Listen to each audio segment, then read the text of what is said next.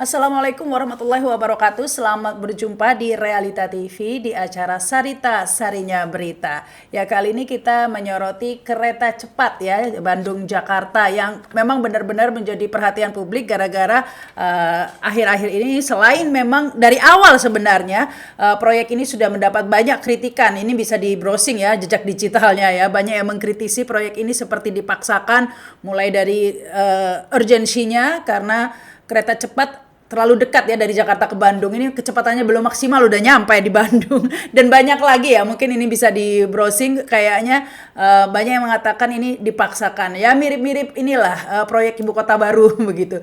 Dan nyatanya ini kembali menjadi perbincangan publik ya ketika kereta api cepat dari kereta cepat, ini bukan kereta kereta cepat dari Jakarta Bandung ini yang semula dikatakan tidak menggunakan APBN, namun akhirnya Jokowi mengatakan karena dananya membengkak dari 5M kemudian membengkak jadi 6M dolar ya, kemudian menjadi 8 miliar dolar atau sekitar 100 triliun rupiah begitu.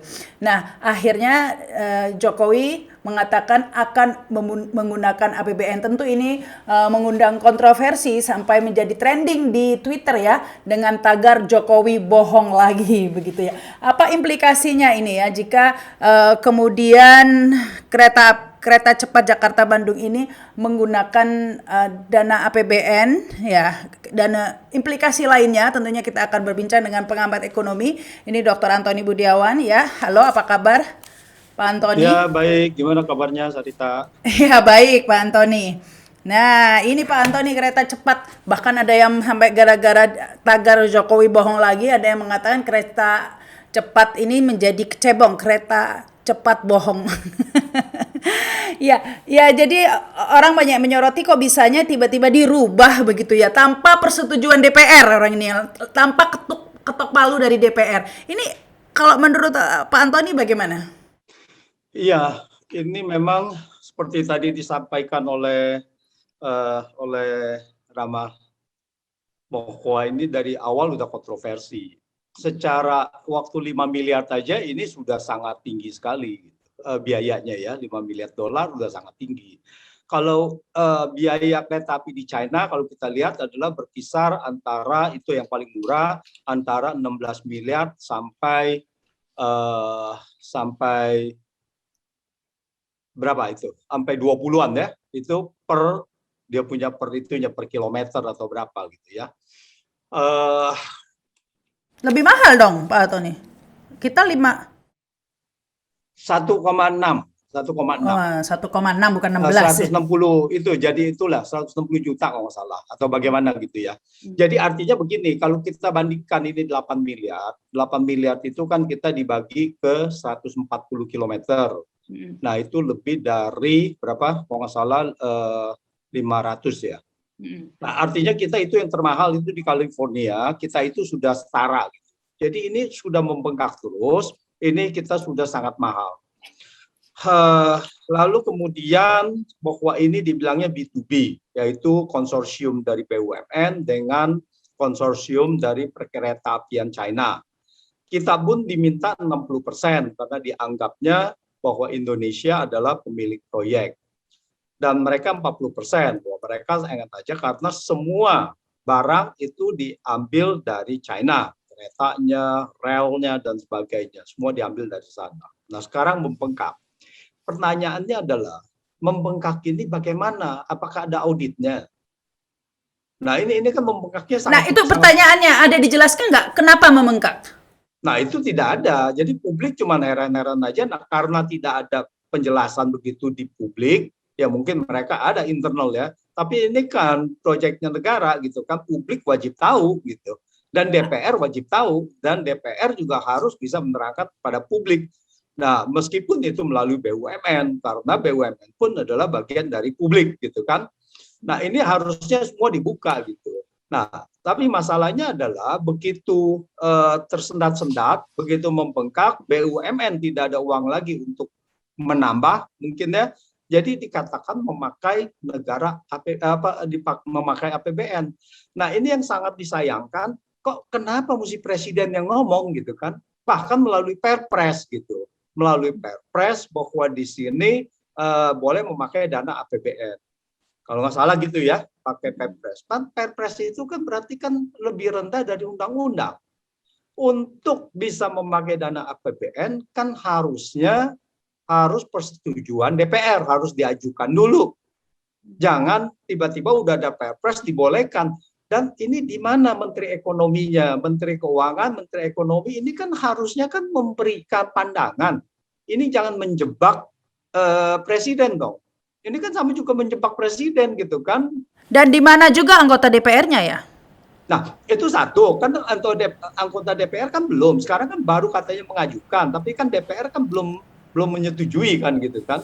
Tapi artinya tidak maksud ini dari satu pihak, eksekutif mengatakan begitu, di mana yang melanggar. Nah, sekarang tinggal hak DPR, apakah DPR akan memberikan atau hanya mengikuti. Dan kita tahu di dalam 3 tahun ini, karena ada Perpu nomor 1 tahun 2020, yang kemudian disahkan menjadi Undang-Undang nomor 2 2020, bahwa DPR sudah tidak berkuasa terhadap anggaran, bahwa pemerintah boleh menentukan secara sepihak anggaran.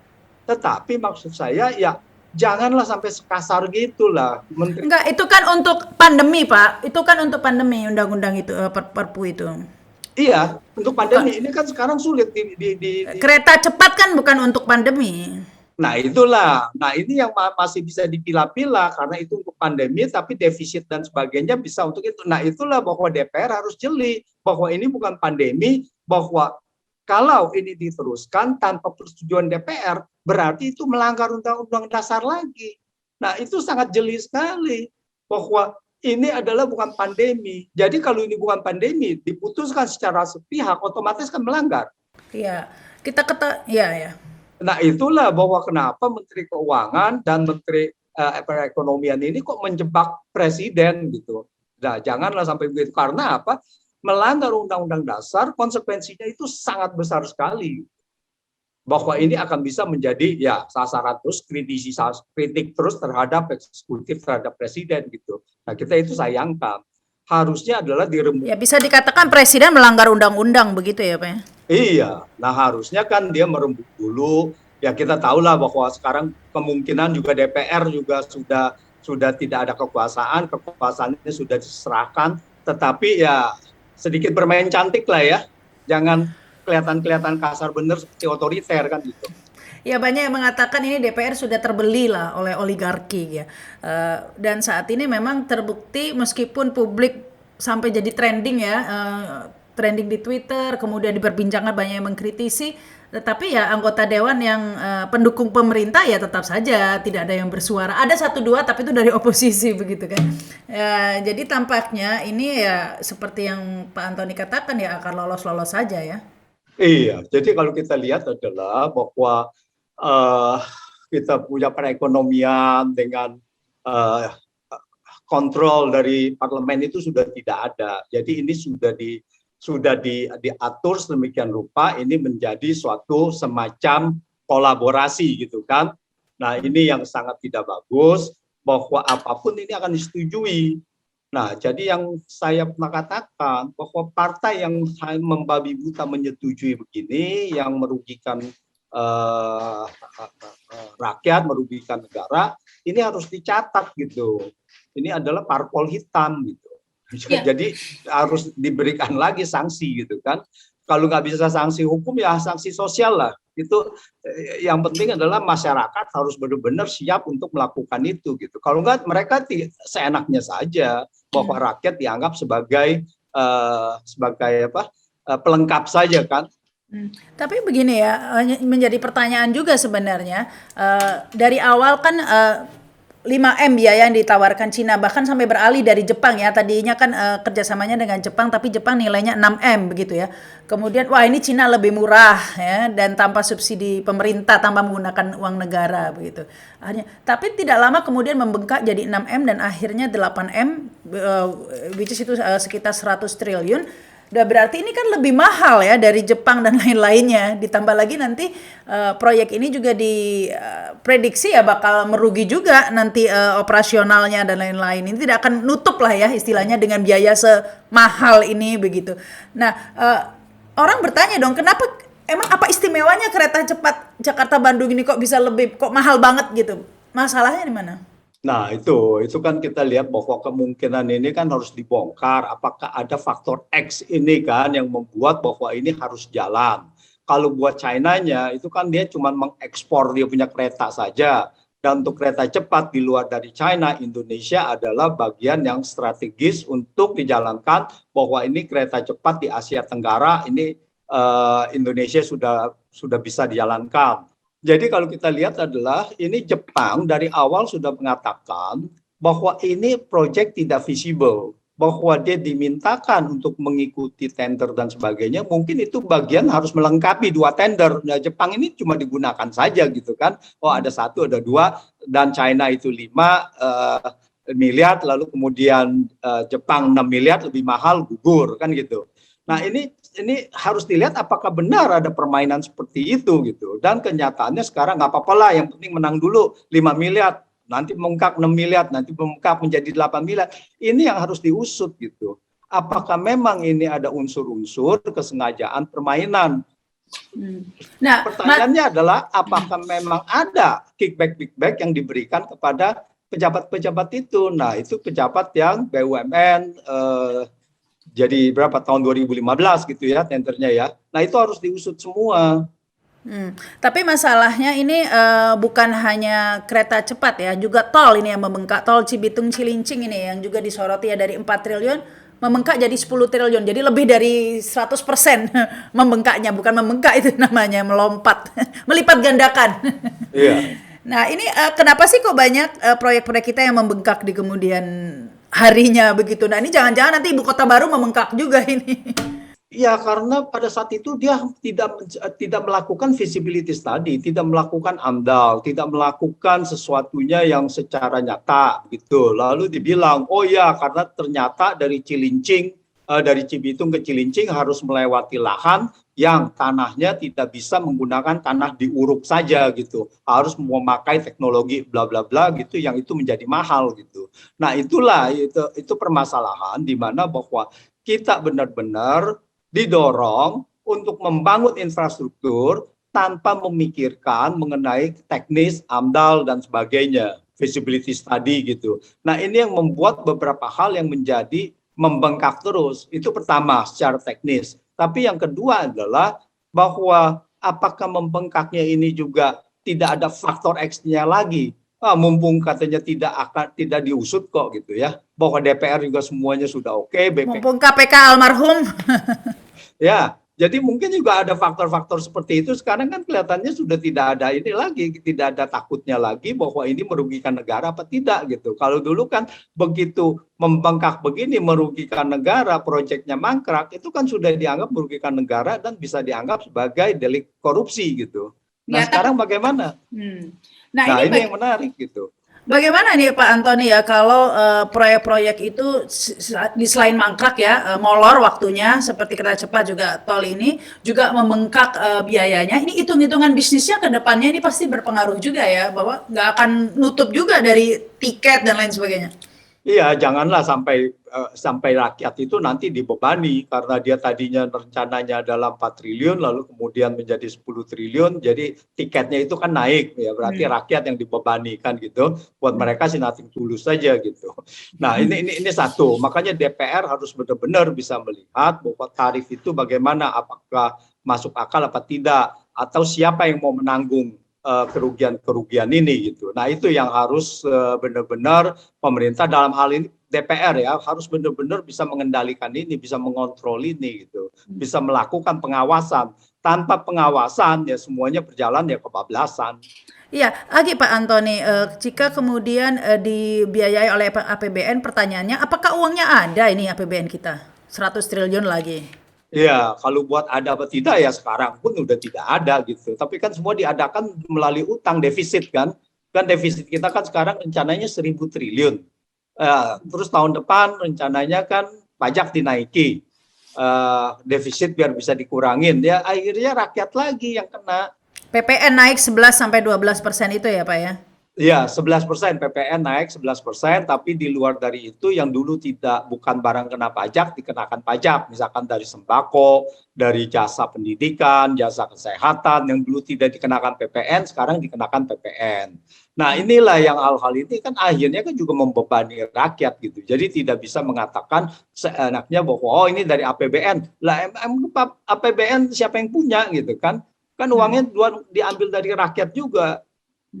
Nah ini DPR harus benar-benar sensitif untuk ini gitu, jangan seenaknya saja mendukung lalu kemudian rakyat juga yang dirugikan. Ini wakil rakyat apa ini begini?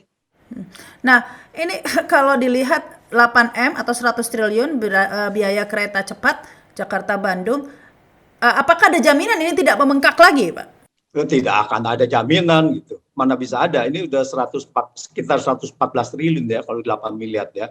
Sudah lebih dari 114 lah antara gitu, hampir 120 lah kalau kursnya 15.000 gitu. Kalau kursnya 14.000 aja kan udah 112 triliun. Nah, tidak ada jaminan. Nah, ini yang kita heran. Kenapa proyek besar begitu kok dalam beberapa ini tidak ada jaminan harga gitu. Apa yang bikin membengkak? Apakah benar bahwa pada saat itu pembangunan, kalau pembangunan cuma berapa sih karyawan dan itu ya, kalau barang-barang tidak ada yang membengkak gitu, barang-barang ya artinya bahwa konstruksi, beton dan sebagainya, besi yang untuk membangun itu palingan berapa gitu membengkak. Jadi saya rasa tidak ada, ini jangan-jangan membengkaknya karena di China ini yang dipastru kepada kita gitu. Jadi ada pembengkakan biaya di sana, biaya membangun keretanya, membangun rel dan sebagainya, lalu dibebanin ke kita gitu. Nah, tetap saja mereka mendapatkan profit. Jangan sampai kita dijadikan sebagai penanggung jawab dari kenaikan biaya yang di sana gitu. Nah, ini yang harus diselidiki. Sebetulnya DPR harus memanggil semuanya, harus membuka kepada publik kenapa gitu ya, atau nanti ya beberapa perwakilan masyarakat lah kita nanti datangi ke DPR dan minta itu hitung-hitungannya kepada DPR gitu kan ya. Karena Presiden memang hanya menjelaskan bahwa biaya membengkak dan kemudian akan menggunakan APBN tanpa menjelaskan kenapa membengkak begitu ya. Jadi ini belum ada yang menjelaskan ya, belum ada yang menjelaskan, cuma dikasih tahu aja nih publik. Pokoknya bengkak loh ya menjadi 100 triliun. Apalagi ke depannya nanti ada biaya operasional lagi kan. Jadi ini 100 triliun ini hanya untuk membangun saja kan, belum biaya operasional ke depannya. Nah, kalau dilihat ini kan ini berarti bisa dikatakan proyek rugi nih, Pak. Iya, kalau kita lihat juga misalkan di Palembang ya, LRT ya, itu juga kan secara operasional harus disubsidi terus. Dan kita tahu bahwa untuk jangka pendek pasti ini adalah rugi gitu. Ya jangka panjang kita tidak tahu ya, jangka panjang apakah jumlah penumpangnya akan naik, tapi saya pesimis karena begitu jangka panjang ibu kota sudah tidak ada, ngapain katanya orang Bandung cepat-cepat ke Jakarta. Nah, jadi mendingan dia naik mobil aja atau dia naik apa aja gitu ya. Jadi udah sepi kan Jakarta, udah nggak macet gitu, jalanan dipindahkan. Ya saya sih mendukung jalanan dipindahkan, saya tinggal di Jakarta biar Jakarta lebih lenggang gitu kan. Nah, inilah bahwa permasalahannya adalah bahwa di sini ya siapa yang akan mengendalikan ini, benar itu. Jadi ya iya, sehingga mungkin seandainya proyek ini dihentikan sekarang cut loss begitu, berapa kerugian Indonesia? Pertanyaannya aja bisa apa tidak? Kalau cut loss itu tidak bisa cut loss karena sekarang keretanya sudah datang, relnya sudah datang, bahan-bahan sudah datang, itu bagaimana? Apakah China mau lalu dipulangin lagi? Dia bilang katanya ini spesifikasi udah buat Indonesia kali, jangan-jangan. Nah, inilah bahwa belum tentu segampang gitu. Jadi kita trap, ini namanya infrastruktur trap. Kita kejebak ini ya, mau nggak mau harus seperti ini ya. Padahal banyak juga. Nah, ini akan belum lagi nanti ya tadi itu proyek ibu kota baru ini yang dikhawatirkan membengkak lagi dan akhirnya tadi itu kata Pak Antoni defisit digedein ya, hutang. Nah apa jadinya kalau hutang membengkak terus dan kemudian kita nggak bisa bayar? Ya, akhirnya ya tentu saja bahwa ini akan menjadi default, tidak bisa bayar, ini akan menjadi suatu efek berantai, ya di mana bahwa ini investor-investor lain akan menarik uangnya dan ya akan terjadi krisis valuta. Kalau krisis valuta itu membesar, kalau kepercayaan asing itu adalah sampai sedemikian rupa runtuh, ya krisis moneter 98 akan terulang. Nah, untuk mencegah itu kan biasanya sebenarnya sudah ada solusi singkatnya ya. Ini sebenarnya kan sudah banyak dijual-jualin itu Pak Antoni. Kalau menurut Pak Antoni gimana? Dijual saja semuanya, misalnya tol itu yang tadi membengkak dari 4 triliun menjadi 10 triliun ya, nanti dijual aja semua. Mungkin kereta cepat ini dijual saja biar kita nggak merugi. Menurut Pak Antoni gimana? Itu salah satu opsi, tentu saja bahwa kalau kita tidak bisa ya kita harus jual gitu. Tapi pertanyaannya, kereta api itu kan diatur, kereta api itu kan monopoli dari PT Kereta Api Indonesia. Itu harusnya secara peraturan. Nah, bagaimana kereta cepat ini? Makanya di situ PT KAI juga ada bagian dari konsorsium gitu. Nah, apakah nanti yang akan mengoperasikan bahwa di sini adalah PT Kereta Cepat Indonesia China ini hanya sebagai konsorsium investor, siapa yang mengoperasikannya dan siapa yang berhak untuk menentukan itu harga tiket dan sebagainya, apakah DPR juga masih bisa, karena transportasi harusnya melalui DPR, apakah ini mereka bisa mandiri menentukan, ya kalau itu ya silakan saja, dan saya yakin mungkin bahwa mereka itu tidak akan berani ada yang beli kecuali benar-benar diobral, karena kalau tidak diobral itu harga tidak turun drastis, karena kapan returns-nya tadi kita sudah tahu bahwa ini tidak layak itu untuk dipelajari untuk investasi ini. Jadi belum tentu ada yang mau kalau kereta api cepat ini. Dijual pun belum tentu laku lah ya, kecuali diobral ya. Iya.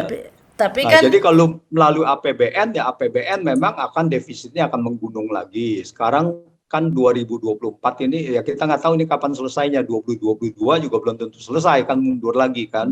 Nah, sekarang pemerintah yang akan datang yang akan dibebani gitu. Nah, apakah bisa gitu? Apakah BUMN yang tadi itu mampu untuk meneruskannya kalau itu rugi terus? Jangan-jangan nanti BUMN itu akan terkena imbasnya juga. Jangan-jangan nanti dia bisa terseret bangkrut juga lagi. Nah, ini yang perlu dipikirkan. Jadi ini benar-benar harus ada studi. Ini jangan dianggap sebagai hal yang biasa saja, hal yang kecil. Tetapi ini DPR harus benar-benar mempelajari ini, risiko-risikonya itu bagaimana. Iya, tapi kan sejauh ini sudah banyak tol yang dijuali ya Pak Antoni. Itu kan sudah bisa menutup kerugian kita. Ya kalau tol ya bisa. Kalau tol itu kan sekarang lebih mudah. Kita tahu bahwa kalau harganya turun ya, kalau harganya kita tahu kalau tol dijual pun harganya apakah harga seperti itu, apakah Waskita Karya misalkan ya yang menjual itu kan ya Wika. Apakah benar-benar itu dia jual untung atau jual rugi? Nah, kalau jual rugi ya kenapa harus kita investasi duluan lalu diberikan kepada investor? Kalau di Medan Kuala Namu itu adalah tol dikasihkan ke investor Hong Kong gitu. Nah, ini tentu saja kalau harganya menarik ya bisa gitu. Tapi kan akhirnya rugi ini sudah terjadi dulu. Nah, itu harus dilihat. Sekarang masalahnya adalah semuanya adalah tertutup. Begitu dijual harga terjadi diskrepensinya cukup tinggi, tapi ngomongnya untung terus. Kita jual untung kok katanya. Nah, ini gimana gitu? Yang bisa membuka itu kan cuma DPR gitu. Tapi DPR-nya melempem gitu kan. Jangan sampai nanti ke depannya terjadi Indonesia for sale. Semuanya dijualin begitu Pak ya. Nah, itu kalau BUMN kan itu. Kalau bilang Indonesia for sale, ini begini.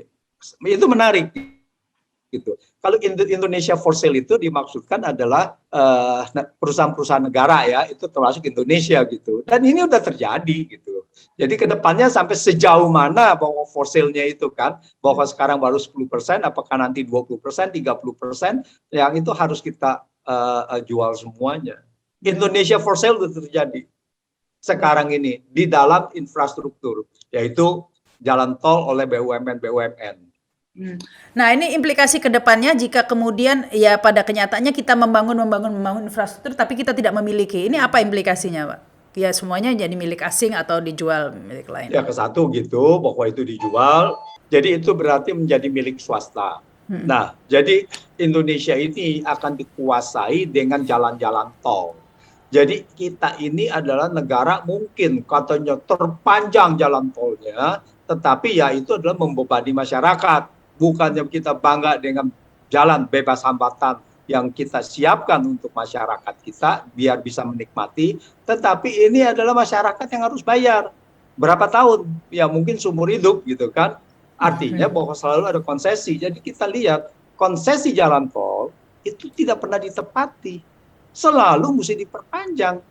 Sebenarnya kan jalan tol itu diberikan konsesi misalkan 30 tahun. Setelah 30 tahun bebas, atau setelah itu tingkat pengembalian yang diharapkan itu sudah diperoleh, maka sebenarnya jalan tol itu bebas. Jalan tol itu adalah sebetulnya pendanaan yang sementara karena negara tidak punya uang.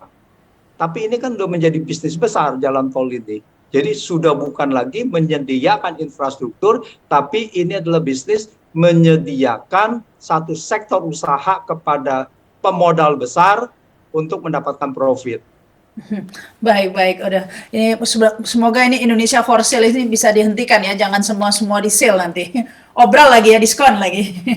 Baik, terima kasih ini Pak Antoni ya diskusinya hari ini. Semoga kedepannya kita bisa memperoleh informasi lebih jelas ini tentang mengapa ini bisa terjadi di negara kita ya, semuanya membengkak gitu, apalagi proyek-proyek infrastruktur masih banyak, kita masih ada proyek-proyek banyak, jika ini kemudian menjadi presiden ya, semuanya membengkak sampai apalagi nanti ada ibu kota baru, tentu itu kita tidak ingin terjadi ya, apalagi nanti bebannya hutang lagi dan pada akhirnya membebani masyarakat. Baik, terima kasih yang sudah menyaksikan tayangan ini, terima kasih sekali lagi Pak Antoni, saya Rahma Sarita, jangan lupa subscribe dan komen. Sampai jumpa, wassalamualaikum warahmatullahi wabarakatuh.